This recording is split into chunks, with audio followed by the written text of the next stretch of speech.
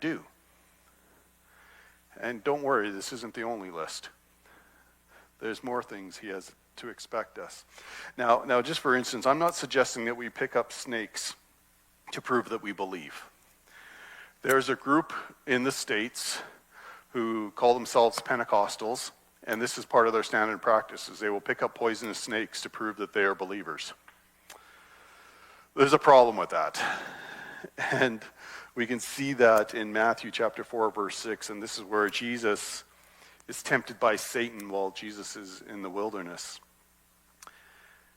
And he said to him, this is Satan speaking to Jesus, "If you are the Son of God, throw yourself down, for it is written, he will command his angels concerning you, and on their hands they will bear you up, so that you will not strike your foot against a stone." And Jesus responded in verse 7. Jesus said to him, "On the other hand, it is written, you shall not put the Lord your God to the test." You see, we should never put ourselves deliberately in harm's way. That's testing God.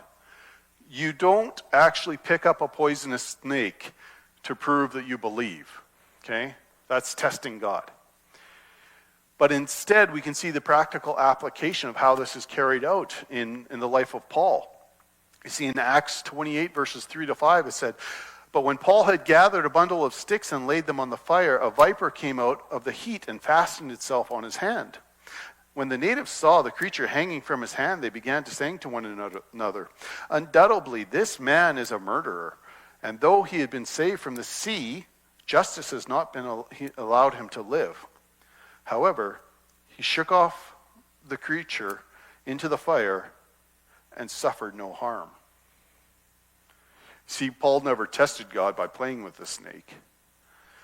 But when the snake attacked, God had it covered. You see, that's the principle we got to gather from this today, is we don't go looking to put ourselves in the way of harm so God will protect us. But when harm comes our way, God's got our back.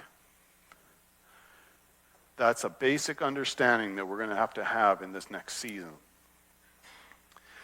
Now,